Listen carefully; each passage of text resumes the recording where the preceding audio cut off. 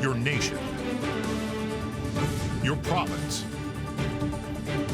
your southern Alberta. From the heart of Lethbridge, it's Bridge City News Weekend Edition with Jeanette Roche. Hello, thanks for joining us for our Week in Review. The head of the Lethbridge Soup Kitchen says the city is not doing enough to protect our vulnerable population. Bill Ginther says when the city shot down the Mustard Seed's proposal of a safe, sober shelter, it put more people at risk. Last year, Lethbridge City Council voted 7-2 to not move forward with the collaboration. Ginther says our homeless need to be taken better care of. I really say that our current council needs to wake up.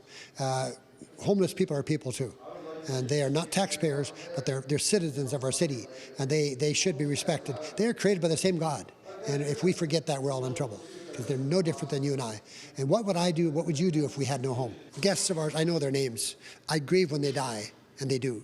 And we as a city are not doing anything. We're just sitting by, blaming somebody else, and so that's kind of in a nutshell is what happened. I wish I could tell you what's happening now. I can tell you, nothing at all. Ginther says he spoke to Councillor Jen Schmidt-Rumpel, who is in favor of building a sober shelter. Lethbridge City Council voted unanimously to allocate $15,000 to a family physician and recruitment campaign. Council also directed the city manager to explore opportunities to partner with the Chinook Primary Care Network and AHS to support funding for an academic teaching clinic in Lethbridge. It's just another thing that we can, another tool in the toolbox, I guess, that we have here to be able to recruit and also have that training done locally so that we've got those doctors here. Once they see this community is fantastic. We know that the doctors that are here love what they have here. It's a great community for families. It's a great community for business. And, it's something that once they see that, I know that they'll want to stay. So it's really exciting to see that. More than 40,000 residents in our city currently do not have a family doctor, so the city is looking at ways of addressing the shortage. The unemployment rate in Lethbridge is lower thanks to more jobs in a variety of sectors. The CEO of Economic Development Lethbridge, Trevor Lewington, says things in our region are looking up as we slowly make our way out of the pandemic. Unemployment was down at 5.5%, so that's the best it's been in the last few months and far better than it's been over the last couple of years. We actually saw 1,800 jobs created in April, and it was driven primarily by three main sectors, so construction, manufacturing, and wholesale and retail. So that's good news. We did see a bit of a downturn in healthcare and social assistance, but as the pandemic wanes, we expect that industry that saw a lot of growth, of course, taking care of people, to decline a little bit. So all in all, very positive news. You can catch more of that interview with Trevor Lewington on our YouTube channel. Lethbridge Police will be conducting a phone survey looking for feedback on community policing. The LPS says ongoing dialogue will allow police to work on a collaborative approach addressing the needs in our community. The results will be used to help guide the service's next 4-year business and strategic plan. Police say the survey is confidential and will take up to 20 minutes to complete. A special honor was bestowed upon a team at the University of Lethbridge. The group received a traditional Blackfoot name from elders in our community. That was the Blackfoot name given to the LEV Navigator team during a ceremony on Tuesday at the University of Lethbridge. It's sort of like a progressive society with a mandate to assist, to cater to the needs, to advocate, to guide and direct. And through our Blackfoot culture, an elder provides that society name. LEV was established in 2019 by the Blackfoot Confederacy, University of Lethbridge, and the MasterCard Foundation. And the mandate is to help with providing our Indigenous youth for transitions to not only post-secondary education, but their careers and beyond. So with the Navigators, it's such an important role for our community that they're actually immersed in community, in making partnerships and connections with our youth, but also with our departments, our entities, and our communities in really bringing forth education and employment opportunities for all. And actually, we've seen $15 million for that. So we are going into year 3, and because of COVID, we were stalled a bit in the last year. But now with this naming ceremony, it's really a rebirth for our navigators to begin engagement. The team will start their work in various Blackfoot communities starting next week and going into June by completing a series of meet and greets. For Bridge City News, I'm Micah Quinn. After the break, we hear the Alberta Premier's response to allegations about buying over 4,600 United Conservative Party memberships. And if you're watching us on YouTube, be sure and give us a thumbs up and subscribe. We will be right back.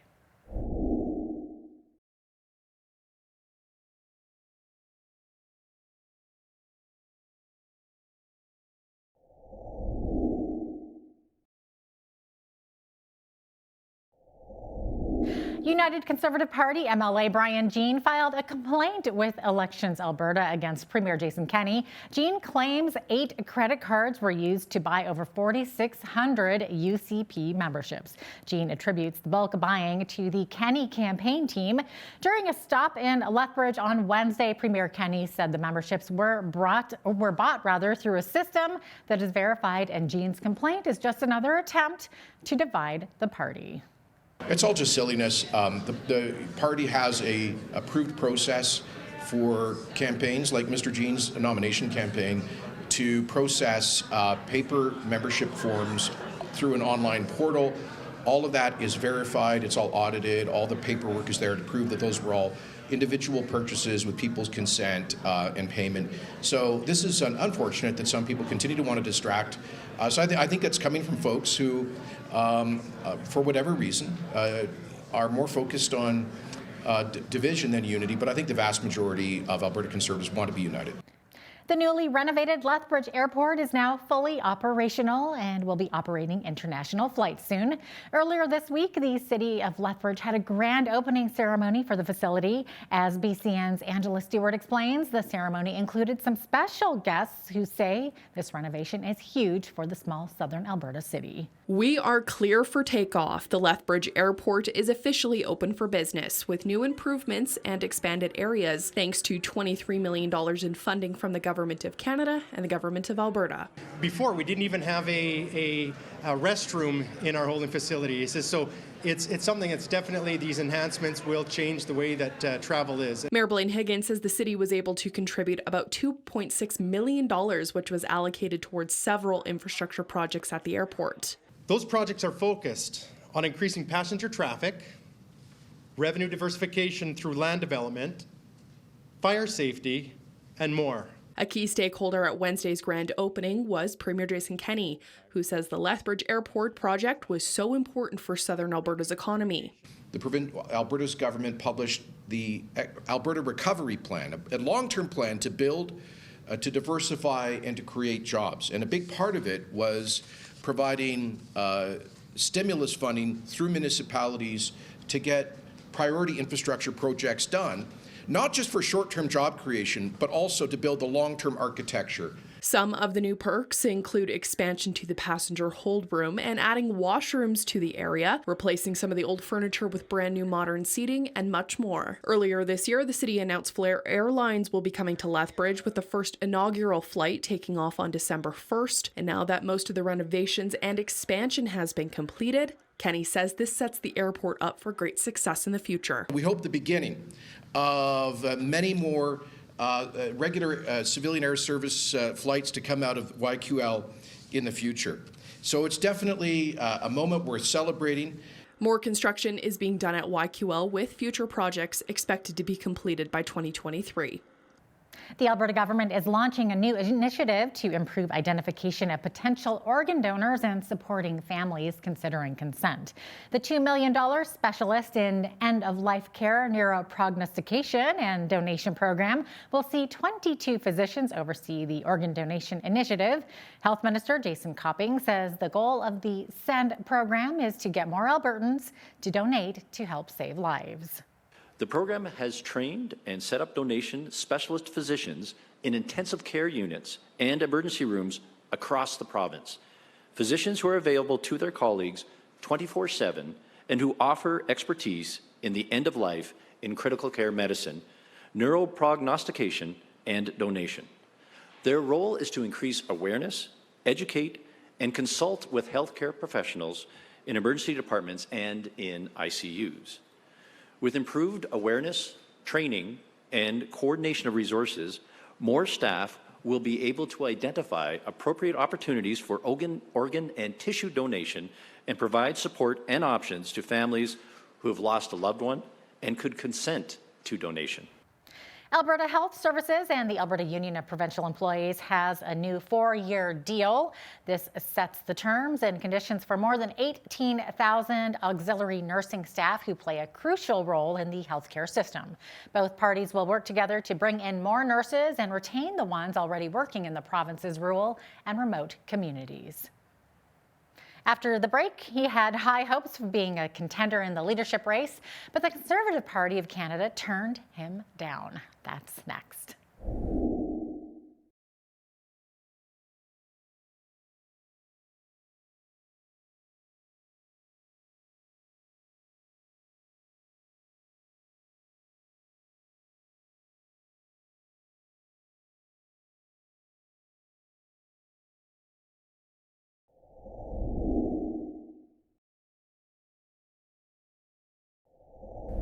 Welcome back. The Conservative Party of Canada will be choosing its new leader in September. The list of 6 candidates was announced recently, which includes Pierre Poilievre, Jean Charest, Leslyn Lewis, Roman Baber, Scott Atchison, and Patrick Brown. Another person who put his name forward but was shot down by the party as a candidate is Calgary lawyer Grant Abraham, who joined Hal Roberts earlier this week to discuss. Now, Grant, you say you raised the $300,000 needed along with 500 signatures. Why wouldn't the party let you move forward as a candidate? What was their reasoning? The party initially told me that I was short on the $300,000. They required me to bring proof to establish that I had reached the $300,000. The grounds for making me ineligible was that I had failed to meet the 2 financial requirements: the compliance deposit of $100,000 and the application fee of $200,000. I contested that amount and had to actually go into my own records, plus the records that the party had given me to establish that the $300,000 was raised.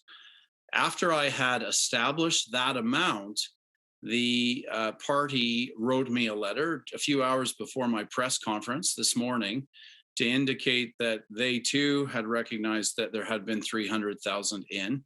But then after their eligibility requirements for the financial donations had been run through the Election Canada proceeds, the amount was deemed to be less than $300,000, and therefore my fund was ineligible, or my campaign fund was ineligible to proceed. So Grant, what's next for you? Where do you go from here? I think I'm waiting to see if the Conservative Party chooses to engage a spirit of democracy and openness and allow faith to be restored by Canadians to allow me to compete in this campaign. They have a remedy to repair any shortfall that I'm deemed to have.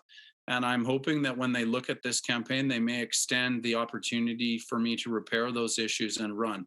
And I think having come this far in such a short time, I'm asking and trusting that they may choose to do that. Thanks so much for your time today, Grant. That was Grant Abraham, a Calgary lawyer who was turned down by the federal government to run as a candidate to become party leader. Now, Bridge City News also reached out to the leadership committee of the CPC, but is yet to hear back. Our legislative correspondent Tyler Dawson and Hal Roberts got together earlier this week to talk about Alberta politics, healthcare, and court battles with Ottawa. One of the interesting parts of the conversation was about the new developments with the court proceedings around the federal use of the Emergencies Act during the Freedom Rally. Have a look. The Alberta government has been granted intervenor status in 4 legal challenges against the use of the Emergencies Act, which was used earlier this year against the Freedom Convoy in Ottawa, Tyler. Now, the province argued it was a violation of provincial jurisdiction and said the Trudeau Liberals really needed to stay in their own lane. Yeah, and said that, it simply wasn't necessary to have. The interesting thing about this a little bit is that in Ottawa right now, there are hearings going on for an inquiry into the use of the Emergencies Act. At the same time, there's these sort of legal challenges going on. Obviously the act isn't in effect anymore, so the legal challenges will just sort of be a retroactive either vindication of the Trudeau Liberals' use of it or condemnation of it. But the Alberta government was, quite critical at the time, saying that it wasn't necessary, was an invasion of provincial jurisdiction and all that stuff. So it's interesting that they're now going to be intervening, and we'll get to see, what their legal arguments are going to be in these cases. I believe they're weighing in on both constitutional and non-constitutional issues. So the charter issues or whatever, and then also just simply whether or not it was necessary. So, that certainly that's not an argument I see going away anytime soon. There appear to be more delays at hospitals and emergency rooms right now across the province. And a lot of the criticism goes back to decisions such as tearing up the doctor deal and the belief that people are leaving Alberta for BC, along with pay cuts for other healthcare jobs. Tyler, this really appears to be shaping up as a huge election issue as we head into next year's provincial election.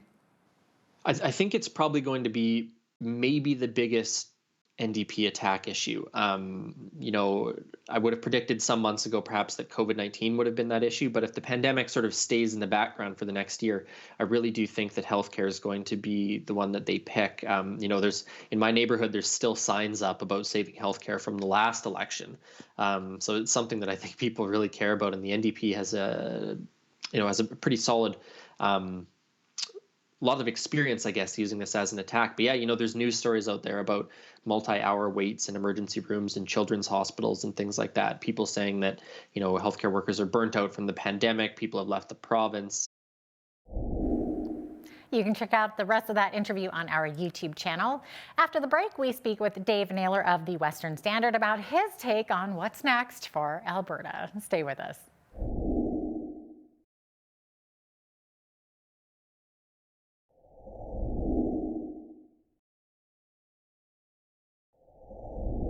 Welcome back. Many Albertans are awaiting the results of the UCP leadership vote next Wednesday. Dave Naylor of the Western Standard joined me earlier this week to talk about the battle for the ballots and the memberships of the UCP. Plus, we have a non-political discussion about downtown Calgary and the playoff hopes for the Flames. Have a look. Do you think Jason Kenney really deserved a leadership review?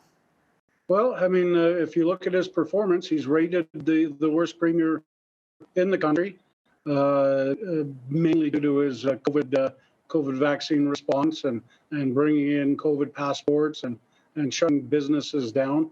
So if you're just judging by the polls, Jeanette, no, he should have resigned a long time ago, but he's chosen to stay on and fight it out. So the voting is now done. If your postmark is later than 5 p.m. on Wednesday, you're out of luck now. So for the next week, UCP scrutineers are going through each ballot, making sure it's legit, making sure whoever did the voting is a party member. And then once they've confirmed that, they're putting the vote into a super secret box for Deloitte to count next Wednesday. Of course, as Brian Jean points out, it's when Deloitte gets all the ballots, and okay, everything's going to be good. The integrity will be fine. But it's what happens before they get the ballots. And it looks like Elections Alberta is investigating some bulk membership buying that Western Standard reported on a couple of months ago. Several credit cards buying several thousand memberships. So, it's hard to see, Jeanette, right? Nobody is going to trust the results. Everybody, no matter which way it is, if Kenney loses, if Kenney wins, the whole process has been tarnished, in my opinion, and there's not a lot of trust that's going to be out there for the final result. So, Dave, what's the story behind this? It all comes from the last days of the campaign, the last month of the campaign, where bulk memberships were being bought. At the time, we went to the UCP and they said, well, you know what? We're checking every single ballot to make sure that it was that person who bought it and they're officially a party member and they were charged for it, and everything is above board. Dave, this past week was designated the Economic Development Week in Alberta. So part of what Minister Doug Schweitzer talked about this week was the prolonged vacancy rate in downtown Calgary. And I believe the vacancy rate was almost 33%. You're in Calgary. What have you been seeing in Calgary? A lot of people back to work now. The traffic is certainly raised since people stopped working from home. but I don't see a lot of people moving into downtown. Big companies like Amazon and whatnot, they're investing in Alberta. They're creating billion-dollar centers, but they're not doing it in downtown Calgary. They're doing it in surrounding communities, Rocky View and Foothills and stuff like that, because they don't want to get stuck paying the extravagant taxes that lead them into Calgary. So I will give credit to the UCP. They have done a good job in attracting billions and billions of dollars worth of new investments the last several months. That's not doing downtown Calgary any good, I can tell you that. I think bottom line is people are afraid to come to downtown Calgary because it's getting out of control with junkies and people open use injection sites and stuff like that. So it's pretty scary. They have set up a thing called the CORE project, which is looking at trying to reduce that massive number of office vacancies, 33%. They're trying to get it below that. They're changing empty high rises into low cost housing, getting people off the street that way. But no, it's going to create its own problem because wherever there's low cost housing, there seems to be the social disorder that follows. So yeah, it's not looking good for downtown Calgary at the moment. But hey, let's be bright on the future. We got a hockey team on its way to win the Stanley Cup. We have tens of thousands of fans going back down to the Red Mile on game day. So city's buzzing with that. That's true. Yeah. Exactly. And better news, the Oilers may get eliminated quickly. So the city will be elated at that when that happens. Oh, there you go. And the Stampede is back this summer. Stampede is back. The parade is back. Hopefully the streets will be full. After the break, summer's almost here, so you might want to think about eating well and having a healthy home. That's next.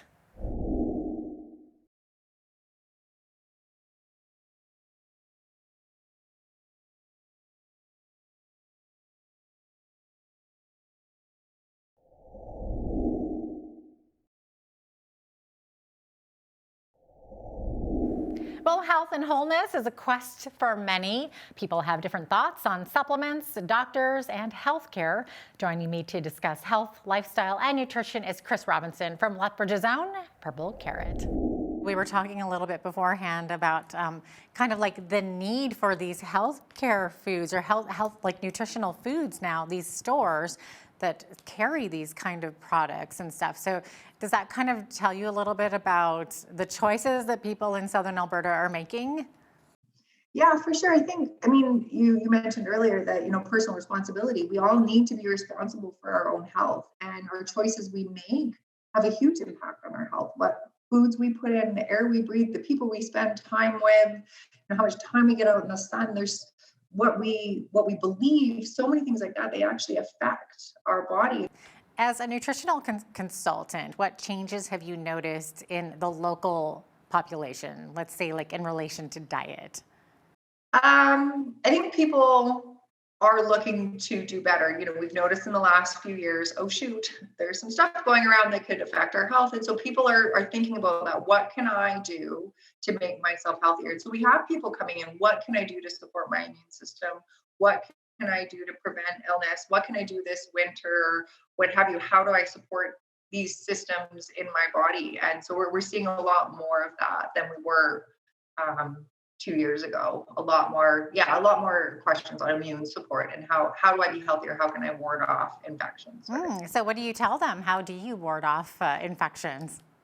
Well, I think the biggest thing is take care of your body. We need to eat good nutrient-dense foods. The more nutrients we get in, the more we eat for a reason. We eat to get nutrients. So we need to make sure we're eating nutrient-dense food. We're eating lots of vegetables. We're eating fruit. We're eating good quality foods, and we're not eating too much sugar. Sugar in particular, if you can cut down or cut out sugar, that's the best thing you can do for your immune system. So I always tell people, get in lots of good and try not to get in too much bad. Now, what about food sensitivities. This is like a huge topic that's come up lately over the past more recent years. I know I myself have certain food sensitivities. So, I know there's many ideas about the sources and causes, but can you maybe give us an example about how you could suggest a path to managing these food sensitivities? Yeah, and that's actually the basis of my practice. I predominantly deal in food sensitivities and intolerances. And there's a variety of theories as to why this would happen. And in my opinion, in my experience, I think it's a perfect storm of a bunch of things. So stress will affect that. Chemical exposure, chemical is probably not the appropriate word, but toxin exposure, pesticide exposure. Our bodies have systems in place to naturally encourage elimination of toxins, but we're so bombarded by what we put in our hair, what we put on our skin, what's sprayed on our food, what's painted on our walls. I mean, we're exposed to so many toxins. We're adjusting how we're growing our food. We're doing weird things to our food. When you look at the ingredients, you go to the store and you look at that list of ingredients on there, we don't know what half of them are. So we're looking at preservatives and what have you. Like there's so much imbalance when we're constantly, bombarding ourselves with antibiotics and what have you. We deplete our good bacteria. And there's so much research on the microbiome now and our good bacteria. So when our microbiome is out of balance, that's a factor. So there's so many things that play in. And so if we're looking at improving or trying to ward off or trying to avoid food sensitivities, it's eat a variety of different foods. So don't eat the same thing every day. That's key. So overconsumption is another big cause of sensitivity. If you're eating the same thing every day for breakfast or every day for breakfast, lunch, and supper, what have you, your body can become overwhelmed with that. So eat a variety of foods. Again, eat nutrient-dense food. Eat foods where you know where that food came from. Where does an apple come from? A tree? Where doesn't it come from? We know where certain foods come from. So eat real foods. Do you know where FD&C yellow came from, or disodium guanylate, or propylene glycol, or those weird things that are in our food? We shouldn't be eating those things. So eat real foods. Eat less sugar. Again, affect your immune system. And de-stress is huge. But there's a lot of things. Reduce your toxin exposure. How does a home relate to allergies with food sensitivities? Is there a relationship there? Everything that touches your skin, everything that you're consuming, your body has to deal with that. Your liver has to deal with that. Your kidneys have to break that down. We have to try and get rid of that. And a lot of the times, we just can't keep up. We can't keep up to the toxic load we're exposed to. Such great information in that interview with Chris from Purple Carrot. When we return, it's to infinity and beyond, a new funding grant at a local university that could change the future of space travel. That is right after the break. Stay with us.